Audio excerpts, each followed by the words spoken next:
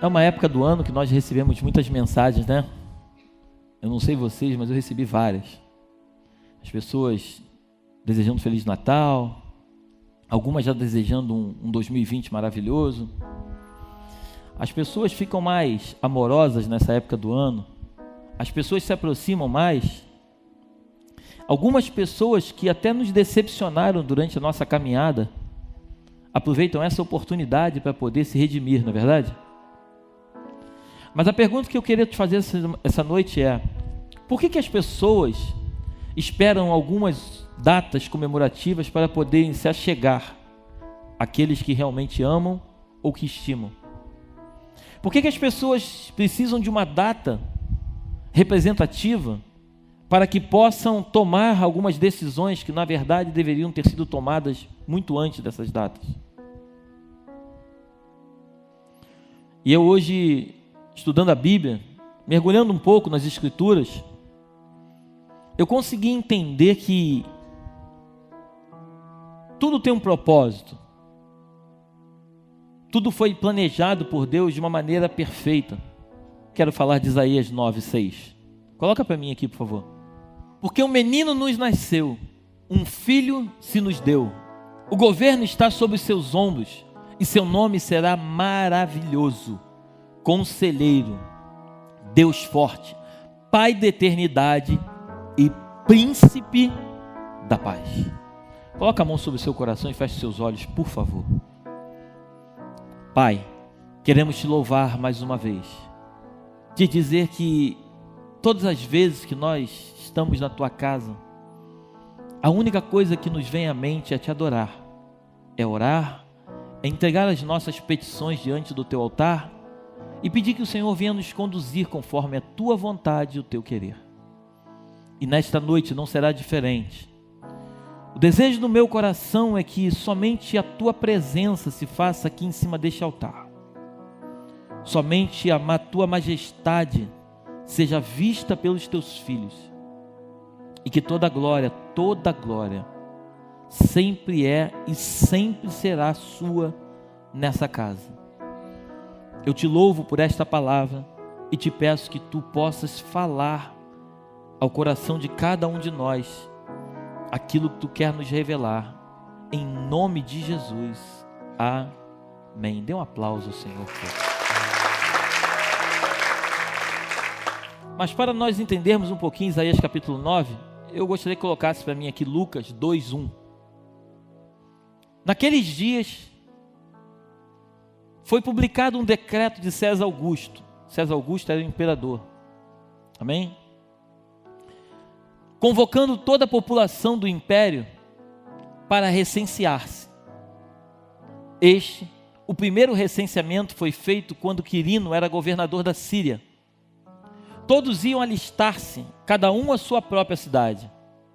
José também subiu da Galiléia, da cidade de Nazaré, para a Judéia, a cidade de Davi, chamada Belém, por ser ele da casa da família de Davi, a fim de alistar-se com Maria, sua esposa, que estava grávida.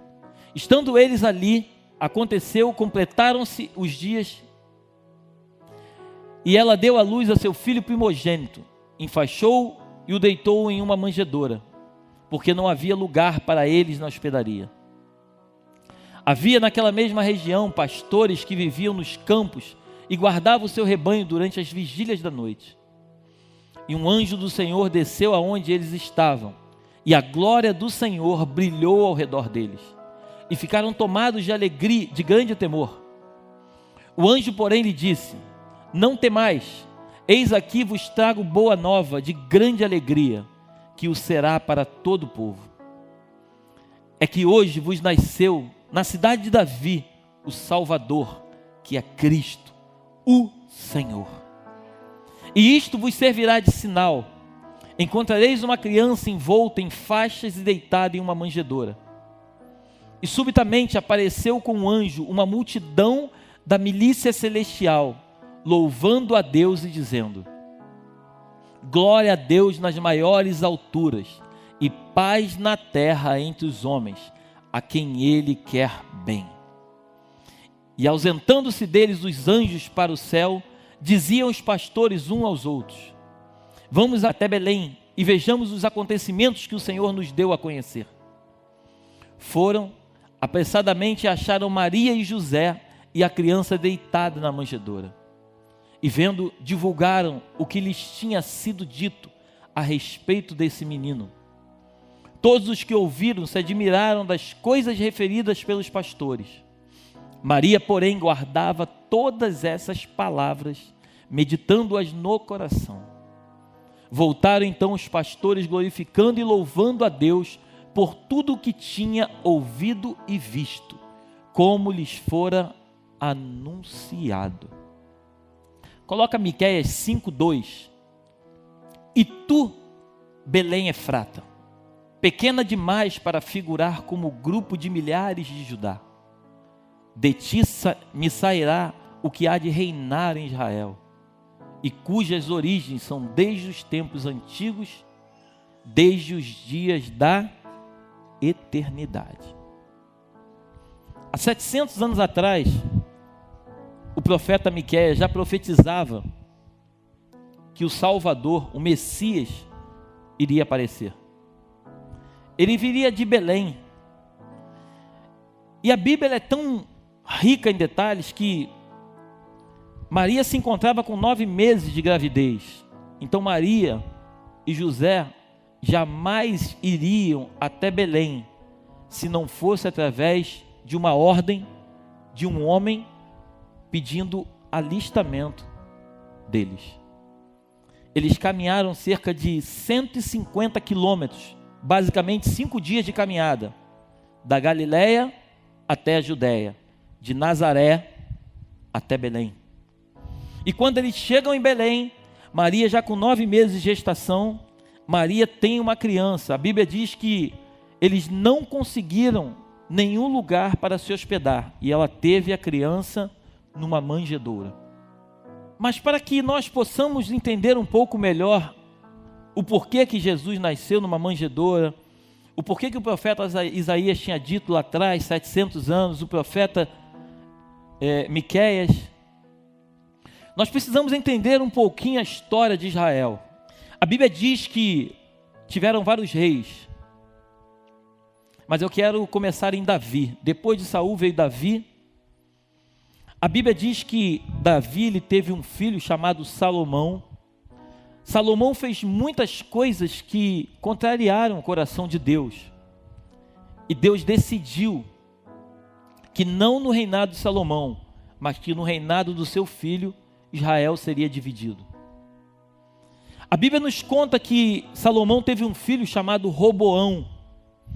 E Roboão, no primeiro momento em que ele tem a oportunidade de estar com o povo se reúne com ele, e o povo começa a dizer que a carga tributária, o jugo sobre o povo era muito grande. E o povo pede para que ele possa aliviar um pouquinho. A Bíblia nos conta que Roboão ele vai se consultar com os anciãos daquela época.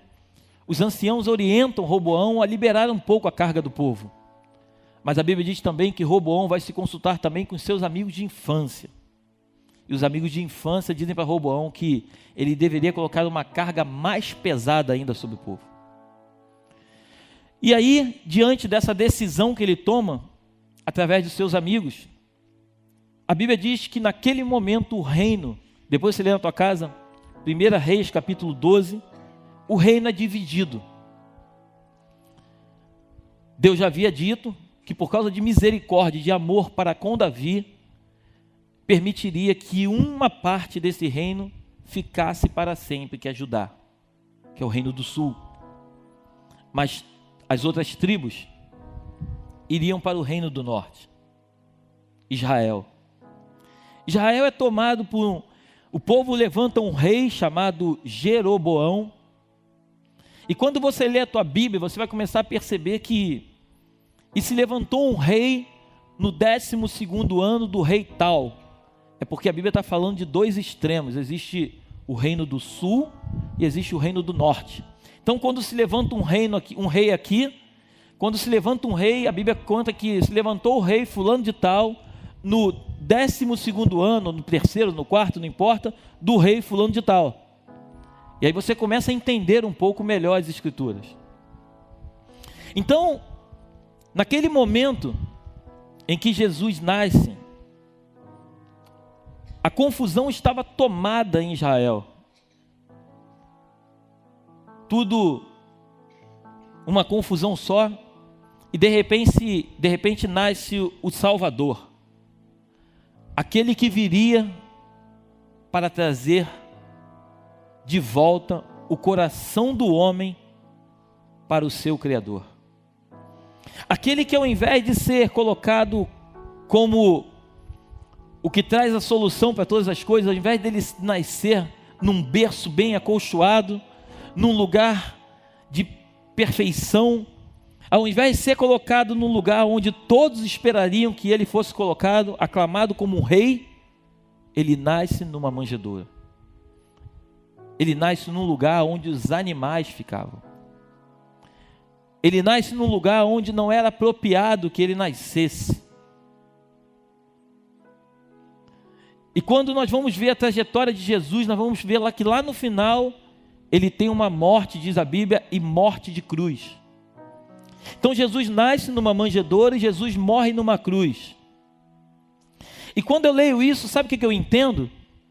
Que não importa como eu e você, aonde nós nascemos, e nem tampouco como nós nascemos. Não importa como vamos partir, mas o que importa é a trajetória que nós vamos ter na terra. Porque Jesus nasceu numa manjedoura e ele morreu numa cruz. Mas o que fica marcado para mim e para você foi a trajetória que ele teve, cumprindo o seu chamado na terra e fazendo com que a missão que o seu pai entregou sobre os seus ombros, ele cumpriu e levou até o final. E com isso eu consigo entender e peço ao Espírito Santo que traga ao teu coração o mesmo entendimento, que todos nós nascemos com um propósito específico.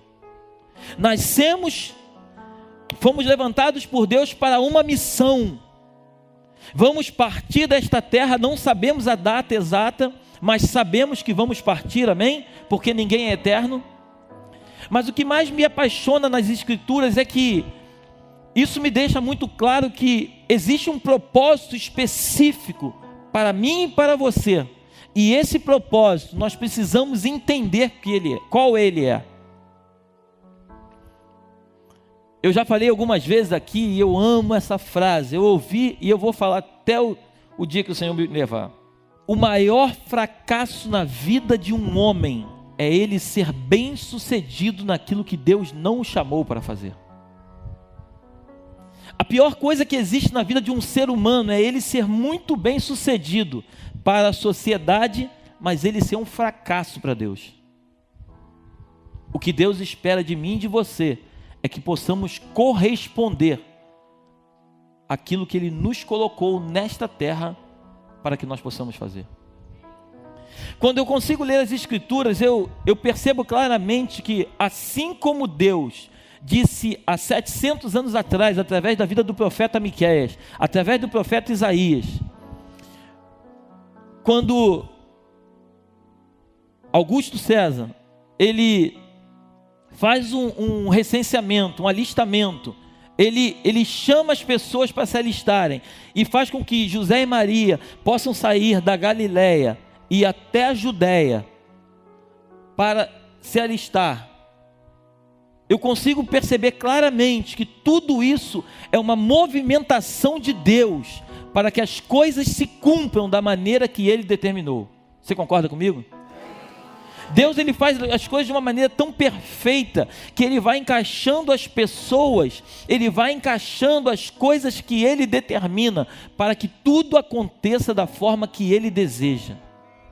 E aí chegamos até Lucas capítulo 2, aonde o nosso Salvador, o nosso Messias, Ele nasce. Depois na tua casa você lê, a Bíblia diz que os magos foram levar mirra, foram levar presente. O texto, você leu comigo ali, que milícias de anjos desceram e começaram a adorar.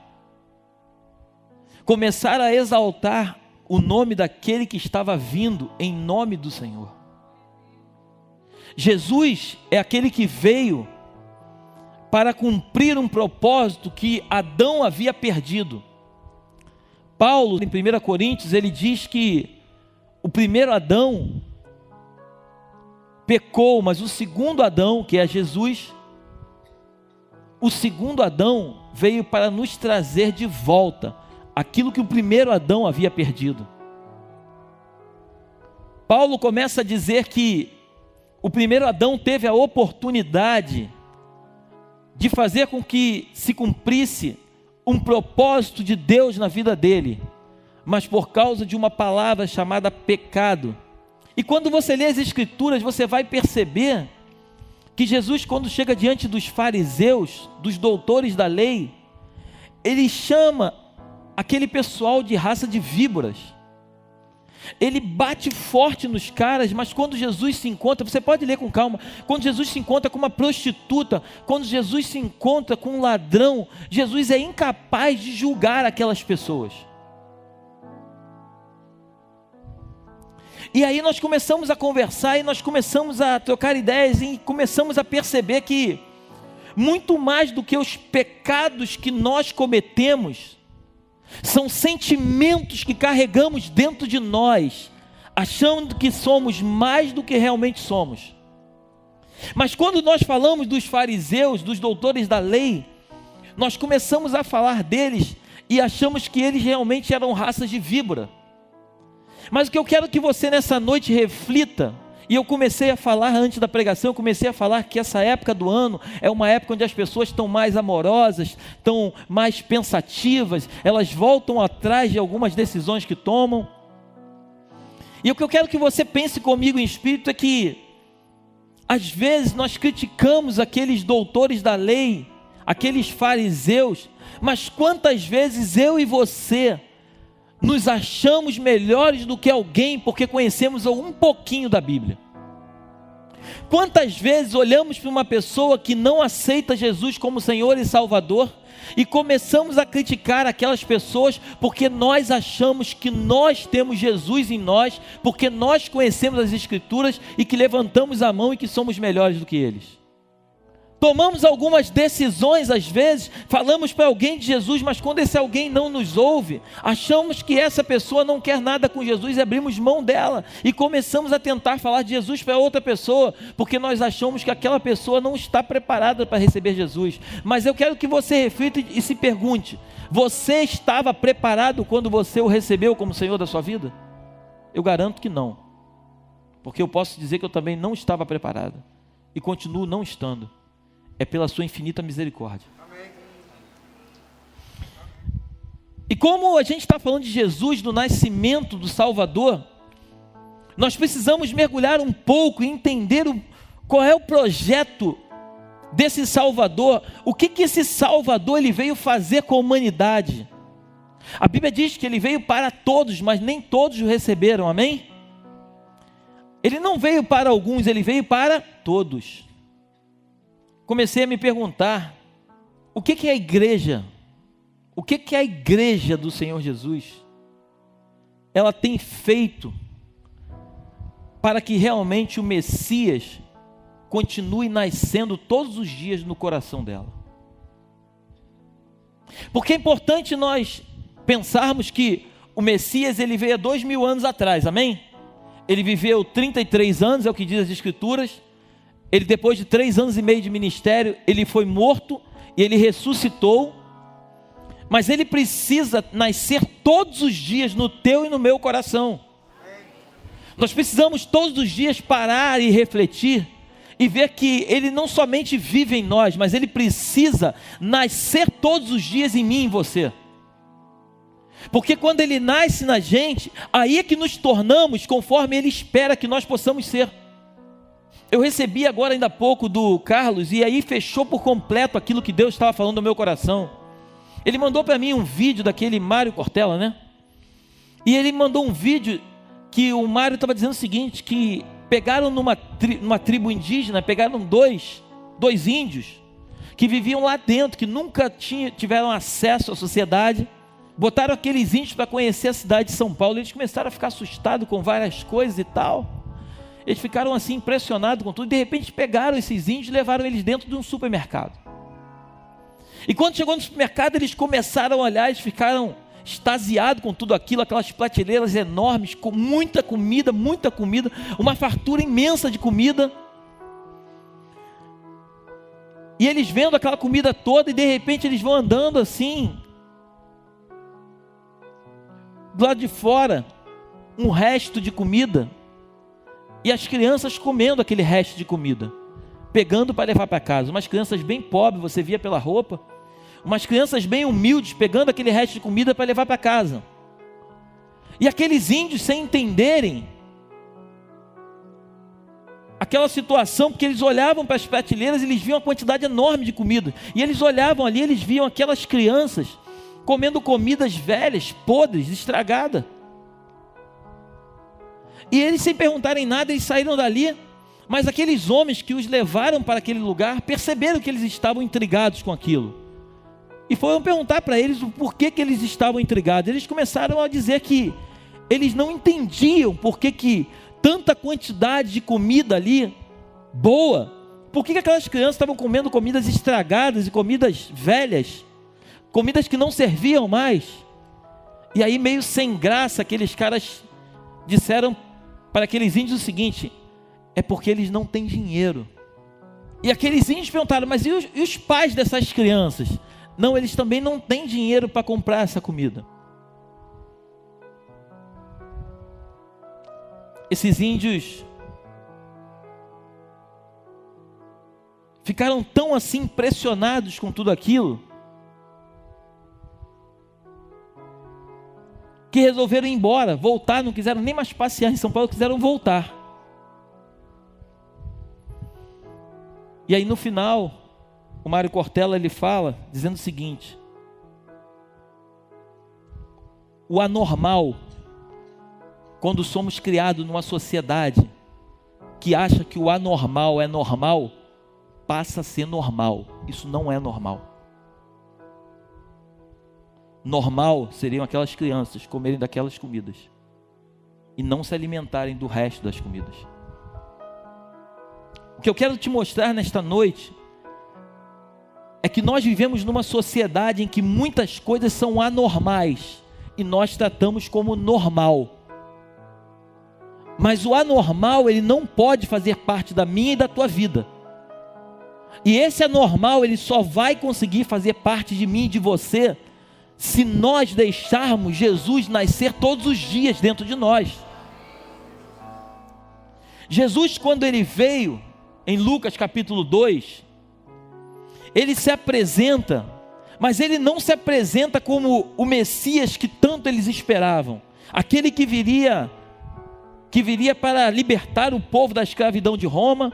Ele não se apresentou como aqueles homens estavam aguardando que ele se apresentasse. Por quê? Porque é isso que eu quero que você essa noite pense comigo. Às vezes criamos uma expectativa tão grande no nosso coração, achando que se Jesus não transformar uma situação que nós estamos vivendo, Jesus não está conosco. Mas deixa eu te dizer uma coisa em nome de Jesus: Jesus nunca veio para transformar o que você está vivendo. Jesus veio para transformar você. Jesus nunca veio. Jesus nunca veio para poder trazer para você o desejo de saciar a tua vontade, aquilo que você acredita que vai te trazer prazer. Esse nunca foi o propósito de Jesus. Jesus, naquela época, quando ele veio trazer de volta aquilo que Adão havia perdido, que foi a conexão com o Pai. E Jesus continua exercendo a mesma função que ele exercia lá naquela época, lá em Roma. Ele veio para que nós possamos ter novamente a conexão com o Pai. Jesus não veio para saciar o desejo do meu e do teu coração. Jesus não foi apresentado para mim e para você como a solução dos nossos problemas. Jesus foi apresentado para mim e para você como o autor e o consumador da nossa fé, aquele que através dele, somente através dele, podemos ter acesso novamente ao trono de Deus. A Bíblia nos diz que o véu que separava já não separa mais por causa de Jesus. A Bíblia não diz que o que estava atrás do véu eram as bênçãos que nós necessitávamos e que agora temos acesso a todas elas. Não, a Bíblia diz que Jesus ele veio para rasgar o véu, para que o acesso que antigamente não se tinha, possa ter novamente. É eu e você aproveitar não só essa data, mas todas as datas da nossa vida, para nos conectarmos com o autor e o consumador da nossa fé. Foi para isso que Jesus veio. Então Jesus, na verdade, ele não tem que ser comemorado só no Natal. Ele tem que ser comemorado todos os dias. Ah, pastor, eu sei disso. Mas você sabe disso, mas a minha pergunta para você é: você comemora Jesus só quando você vem ao culto ou quando você está em casa também? Você comemora Jesus quando você está diante de uma dificuldade ou você só comemora Jesus quando você está diante de uma vitória? Porque a tua Bíblia é igual a minha, ela diz que em tudo dai graça. Até nos momentos difíceis nós temos que dar graça, porque se nós estamos passando por um momento difícil, é porque eu e você causamos aquela situação para que nós possamos viver isso, ou talvez Jesus permitiu que passássemos por isso para nos levar para um nível maior, como eu disse na quarta-feira passada. Então Jesus ele veio na verdade para ser celebrado todos os dias. Jesus não veio para ser celebrado só no Natal. Eu estava assistindo alguns stories e eu estava percebendo que, e acho bacana, não estou fazendo nenhuma crítica, muitas pessoas fazendo trabalho comunitário e tal, ajudando e tal. E isso é muito lindo. Mas Jesus tem que ser ovacionado, Jesus tem que ser proclamado todos os dias. Jesus precisa nascer todos os dias, todo dia. Por isso que a Bíblia diz que o choro pode durar uma noite, mas a alegria vem pela manhã. Todo sofrimento, toda angústia tua, ela pode ir até ao anoitecer, mas Deus é tão misericordioso que Ele te dá o dia seguinte, para que você acorde no dia seguinte, entendendo que é um novo dia, e que você não pode viver o que você viveu no dia anterior. O sofrimento é algo que alguns decidem carregar dentro deles e levam até o resto da sua vida. Outros se libertam desse sofrimento, entendendo o propósito de Cristo na sua vida e reconhecendo que aquele tempo de sofrimento acabou e que a partir de agora existe uma nova oportunidade de ser feliz. As tristezas e as perdas, elas fazem parte de um processo na tua e na minha vida. Quando perdemos alguém que nós amamos tanto, ficamos tristes, decepcionados com essa perda, mas nós precisamos entender que essas perdas não podem roubar a alegria do nosso ser e permitir que nós possamos morrer junto com aqueles que morreram. A saudade tem que continuar no teu coração, mas as pessoas que se foram não podem fazer com que você se vá também. Decida hoje viver uma nova vida com Cristo. Decida hoje viver a plenitude da graça de Deus na sua vida.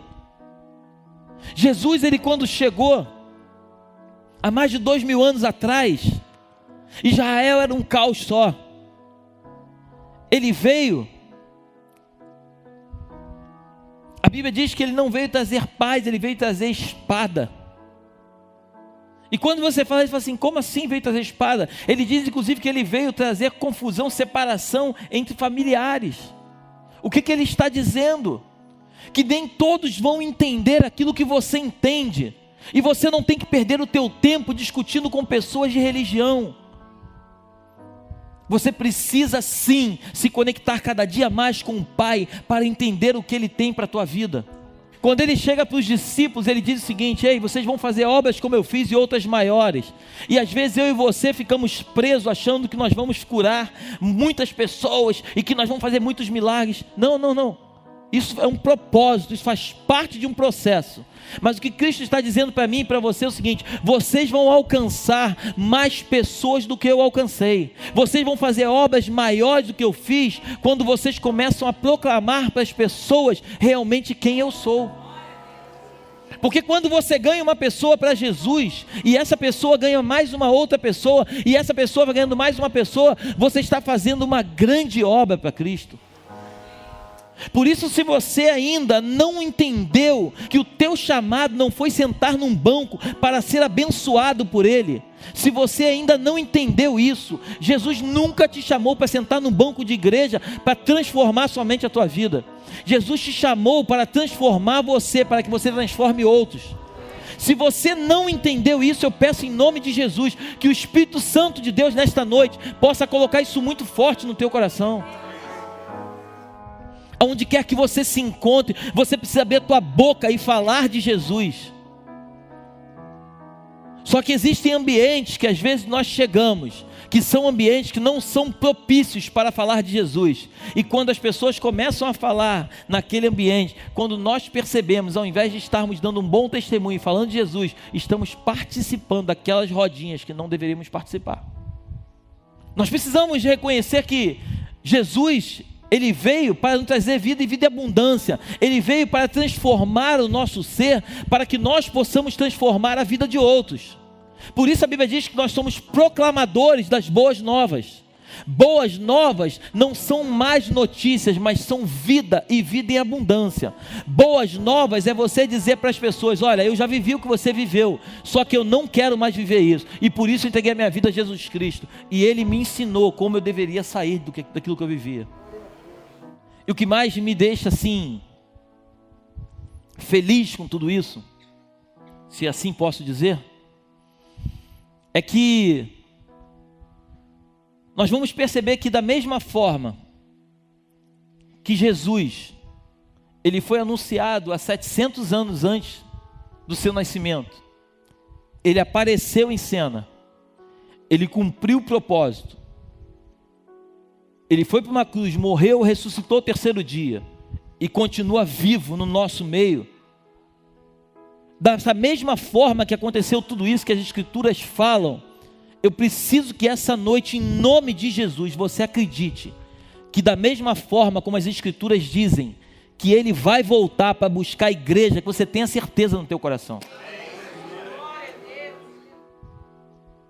Eu preciso, em nome de Jesus, que você acredite que Jesus não é um conto de fadas. Jesus, Ele não é um homem que veste uma roupa vermelha e que dá presente no final do ano. Jesus é um camarada que Ele não veio trazer presente, Ele veio trazer salvação.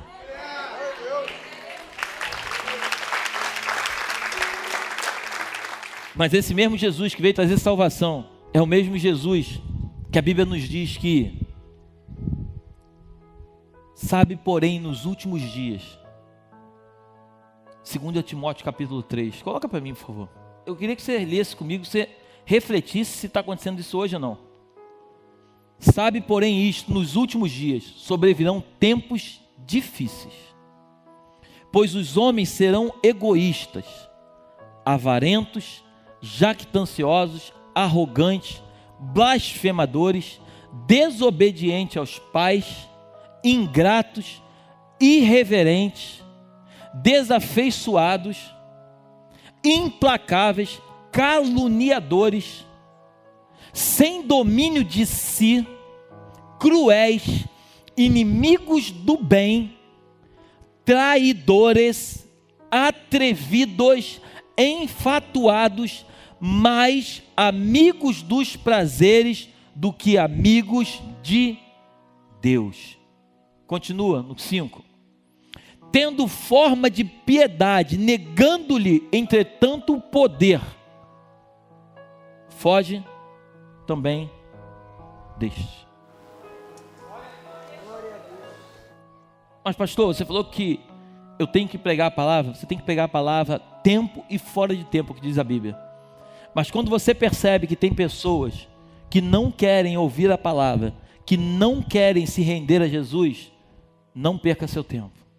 Não fique tentando transformar alguém porque você acredita que você vai transformar, porque você não transforma ninguém. A Bíblia diz que se não for através do Espírito Santo de Deus, ninguém é transformado.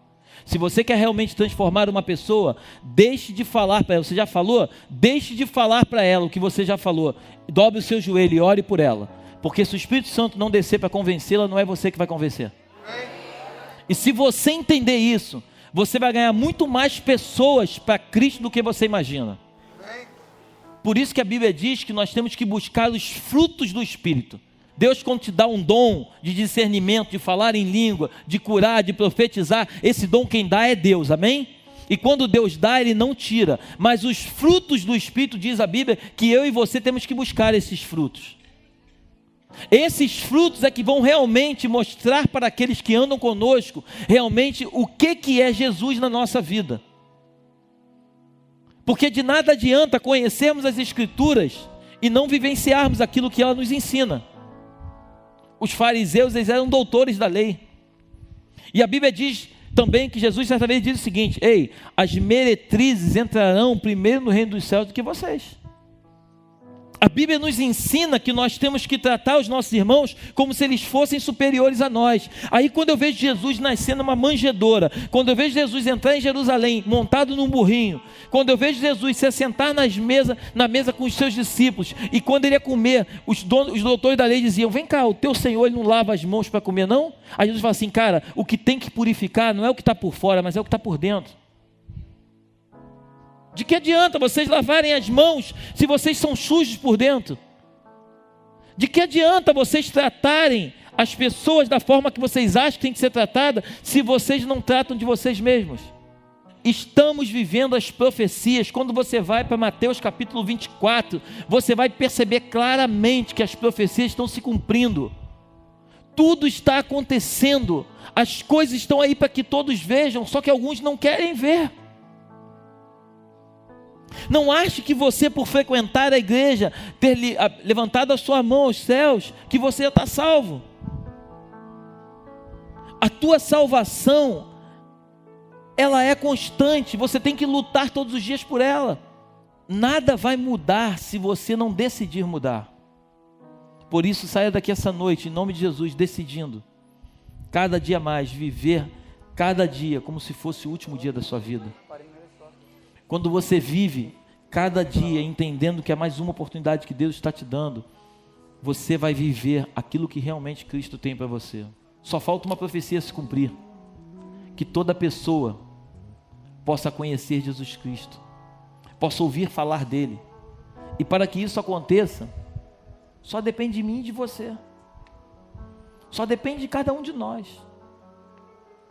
A hora que todos ouvirem que Jesus é o Messias, é o Senhor, a Bíblia diz que Ele virá nas nuvens para se encontrar com a sua igreja.